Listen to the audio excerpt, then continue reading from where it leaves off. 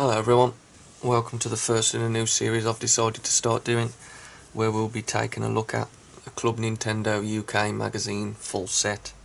We're doing issue by issue, and I own all but one issue for the whole collection, which hopefully by the time I get to that one issue I will have purchased it by then. If not, we'll have to skip it and come back to it, but this is issue 1, the very first issue of Club Nintendo UK. And I've got to say I'm a bit shocked that they would put Top Gun as the front cover, because it's not exactly what I would call a mainstream game. I know it was a game that they pushed a lot, but it's not one that anybody really cared about or still does care about, so... But whatever, I suppose it was just an advertisement reason, and I suppose every game got its own cover. So we're going to take a look page by page now and just read over some of the things. So as we'll see here, on the first page you have your usual checklist where you can mark off any games that you own or see what games are out. Now, it didn't list every game that was available, but most of the ones, I think it was just like the Nintendo developed ones. Here we get a message here, a letter from Super Mario. Hi and welcome to the first issue of Club Nintendo, the official Nintendo magazine. In this and every issue we will be reviewing all of the latest Nintendo game packs, showing you how to beat the tricky parts of a game, taking a peek at future releases, and generally having a whole lot of fun. And then it basically just goes on to tell you what's in this issue. And here we have the editorial section, which it'd be interesting actually if I'll try and get this listed in the comments section. If anybody's out there who used to work for Club Nintendo, it'd be great to have a chat with you and just talk about your time there.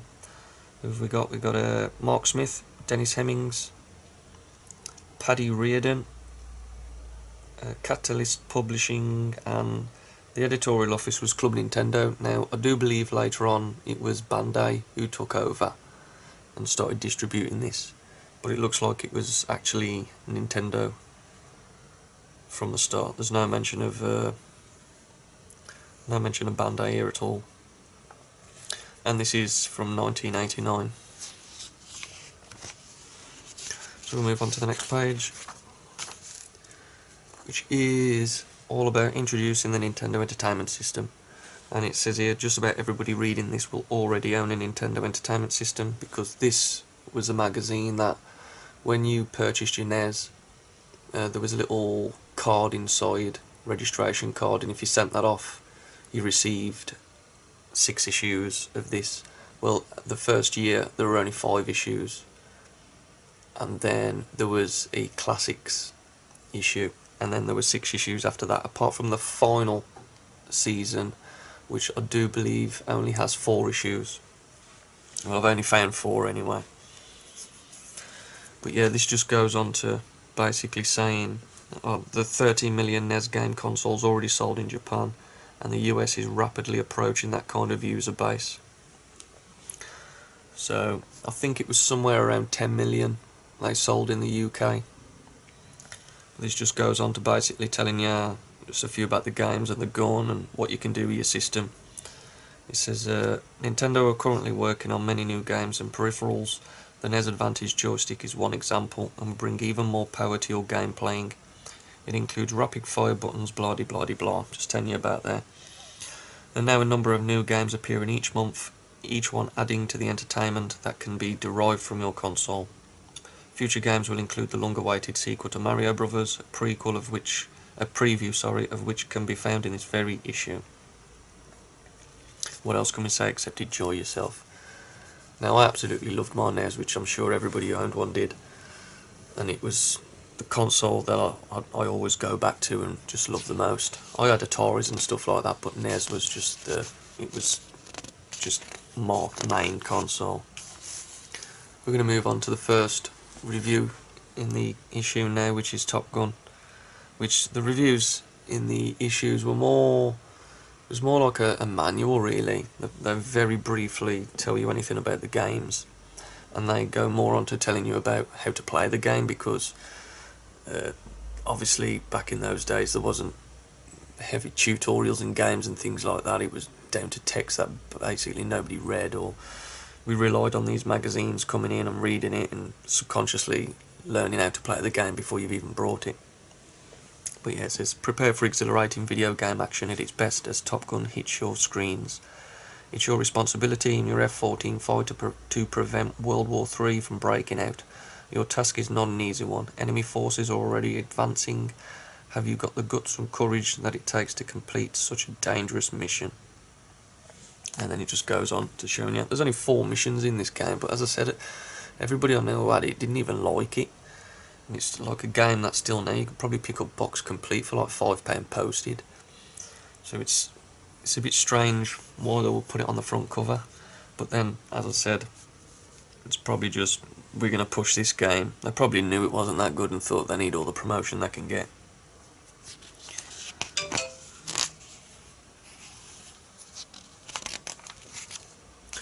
Moving on now, we've got Super Mario Bros. 2 next. Oh, is it? No, sorry. Super Mario Bros. 1.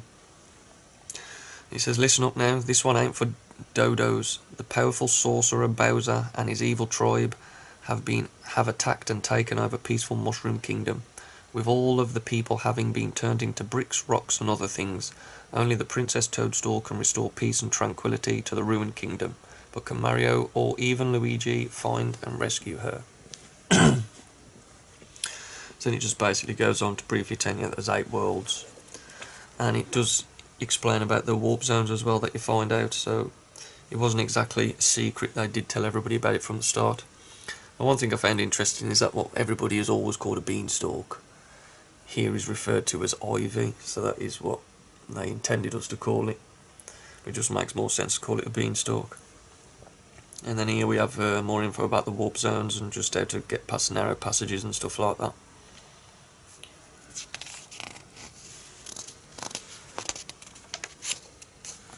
Moving on now to Zelda, which, as this is in this issue, you would have thought they would have put this one on the front cover, but Zelda and Link do also appear in separate issues on their own as front covers. So Princess Zelda has been captured by the evil Ganon, who plans to rule the world under the thumb of darkness and terror. To save the princess, she must find the 8 pieces of the powerful Triforce of Wisdom and then defeat Ganon. It's the one mean quest. Are you up for the challenge? And it says, The Legend of Zelda takes place over the vast 128 screen overworld and mazes of the underworld, which for an NES game is quite a bit distance to explore, really, 128 screens. But yeah, it just goes on to telling you about the items and things like that. And there's some of the characters and the enemies. And it mentions about the save pack here, and I'm not sure if this was the first cartridge that allowed you to save your games on the NES. I'll have to look that up. You'll also notice there's quite a lot of quite badly drawn Mario characters dotted around the magazine. I'm sure somebody probably just in the editorial drew them. Moving on, we get to the tips and tricks section, which once again doesn't really give you much of tips, but the tricks are just like the logical things that you find out in the game. Like, it explains how to beat most of the characters in Punch-Out, which everybody knows by now anyway. But it doesn't tell you the last person, which this isn't Mike Tyson's Punch-Out. Oh, actually it is. It is Mike Tyson's Punch-Out. So the last person would be Mike Tyson. So it'd be interesting to see if in a later issue they refer to it as just normal Punch-Out. The Excitebike tricks are just literally how to cool down by going over arrows, which is logic, and how to land a jump, also logic. We move on again. It tells you how to get to the warp pipes in Mario. And then a strange thing I found here, it says defeating Bowser. It says an effective way to defeat Bowser if you want in fiery form is to let Super Mario die. He then reverts to his normal, smaller self and will be invincible for a few seconds, allowing you to remove the bridge before Bowser catches you. Now obviously if you've just listened to that you'll realise it's not worded right. If you aren't in fiery form is to let Super Mario die. Now obviously he was not going to return to his normal smaller self if he already is smaller self, so you've got to be fiery form or big, and the idea is to shrink not die. Now I do believe in a later issue they corrected this, so we'll have to wait and find that out, but I'm quite sure that previously over the years when I've read them I do remember they corrected it. And then it goes on to Zelda, which basically tells you how to skip the whole first quest by typing your character in as Zelda. Some RC Pro-Am cheats, which is just basically telling you to reserve your firepower and your boost and stuff. Also with Metroid it's just telling you to get the ball right at the start. Pro Wrestling is an interesting one actually. It basically tells you to I know tips and tricks are like cheating the game, but this literally tells you to cheat. It's the only way that I've ever been able to win a game in pro wrestling is by throwing your opponent out the ring and then at the last second getting back in and letting him count out. I found it quite funny how they've put that in here. There's a Kung Fu one about if you defeat 12 grippers in a row you'll get 5,000 extra points, which probably most people who've completed it by now know, or definitely the speedrunners and things like that will know. Moving on now, we got video shorts, just explains a little bit about games like mini reviews. And then the first one's Metroid, get ready for explosive space. In Nintendo's brilliant arcade adventure game Metroid, as a highly trained and infamous space hunter you have been given the task of infiltrating a space pirate's hideout and destroying a life form called Metroid, which has already caused the destruction of one of the planets and could affect many others if not stopped. So yeah, was that out now? I'm not sure if that was. Let's go back to the front page and just check. Yes, it was Adventure Series, it was out at this time. Kung Fu there, mysterious gang X have kidnapped poor Sylvia and bound and gagged her in the top of their castle. As a boyfriend Thomas, who just happens to be a Kung Fu expert, it's up to you to save her. Life's never easy, and boy, can it be tough. And there's Goonies 2, which was a game I never really got into as a kid. I found it just a bit irritating. I didn't like any of these, like the Friday the 13th style scenes. I could never figure out which way I was facing. But yeah, the Fratelli gang are back. They have kidnapped your Goonie pals along with Annie the Mermaid, and sole remaining Goonie. It's up to you to sneak into the Fratelli hideout and get your buddies out of there. Initially armed with just a yo-yo style attack, you have to explore the underground caverns, collect items which will help you save the other Goonies. Go for it. It says here based loosely on the film of the same name. Goonies 2 is an excellent adventure full of tricks, traps and surprises. It's just about perfect in every way, right down to the superb mix of the original Goonies theme. I know a lot of people do like this game, but once again it was just one I couldn't get into. I do actually like the original Goonies 1 game, which I think is actually just a bootleg on the Famicom. And then we've got Excitebike. The tension is hotting up. A screech of tyres and a cloud of dust indicates the start of yet another exhilarating race. Your competitors and rivals flank you on both sides, giving little room for manoeuvre. Excitebike doesn't need any explaining really. It's a game probably most NES owners have.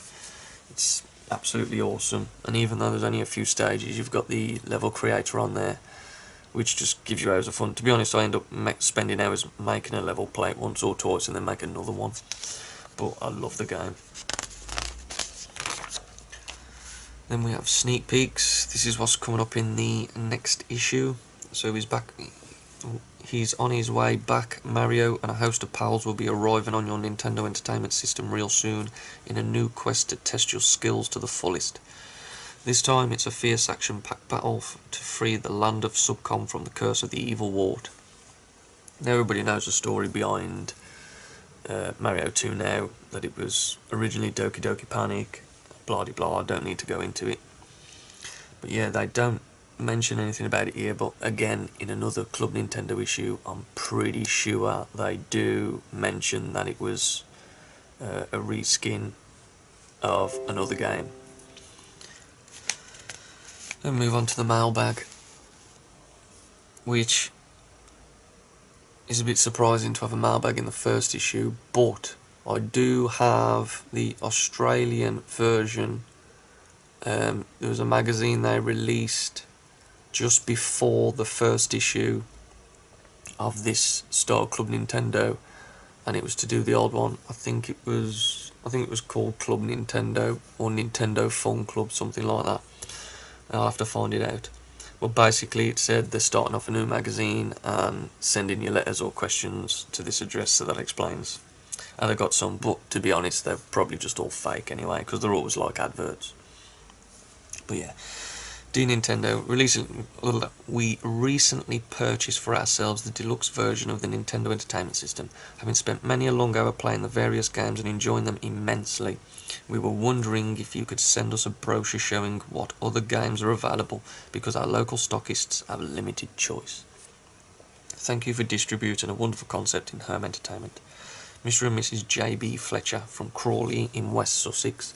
Now, if you are real, and that is a real question, then you get a chance to see this, and get in touch, and it will be interesting to find out. The answer was, thank you for such a wonderful letter. The aim of Club Nintendo is to give the readers information on new games and also the ones currently available, allowing you to see what titles would suit you most. On page 2 you'll find a list of all the games that you can purchase at the moment, which will be updated as new titles are released. So basically they're saying, no, we're not going to give you a brochure. Instead you've got Club Nintendo, which is just going to tell you about the games instead. So we'll move on. I recently borrowed Super Mario Bros. From a friend, and after several weeks of playing I reached World 7-4. I got there with 6 lives and a very sore thumb. I tried several different combinations, such as going across the top or bottom for 1 minute and then the top for the rest of the time. Suddenly I reached a lot of fire rods and little else.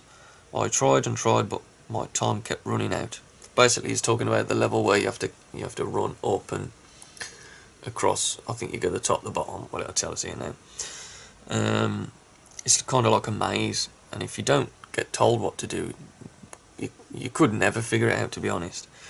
We wouldn't want that now, would we? World 7-4 is a little tricky because you have to go through it in a set pattern. Here's how.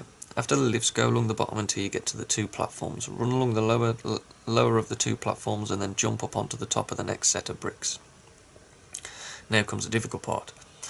Run past the fire rod, carry on along the top until you reach a large gap followed by a small platform. Jump onto the platform, fall downwards, go left along the right platform, fall down, go right, and then jump up onto the next platform. Run across, and it's like blah de blah. It's difficult to read it. It's much easier to just watch somebody do it, but obviously back in this day we didn't have YouTube. So, but yeah, we'll move on. Game ideas. I'm the proud owner of a Nintendo Deluxe Entertainment System, which includes Rob the Zapper, Gun, and 2 great games. It's about the games that I am writing to you, as I do not know all of the games that are available, and there is no source from where to get this information. Another reason excuse me another reason for writing is that I have some ideas of my own for some software titles. There is Operation Wolf, which would be used by the Zapper Gun, and sports games such as Summer Olympiad. So please could you send me information on the games on the market and also future releases. Lewis Peacock, Twyford Burks. Sure thing, Lewis, here it is. Now, that's a bit interesting because there is Operation Wolf, which could be used with a Zapper Gun. Now, as we know, Operation Wolf is a real game.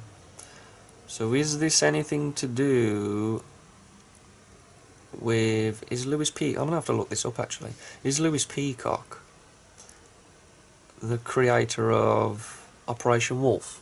Or is this just some false question making us believe that, obviously Operation Wolf comes out further down the line, people remember this and I'm like, whoa, we can be game developers. Maybe it's just something like that, or maybe... I'm going to have a look.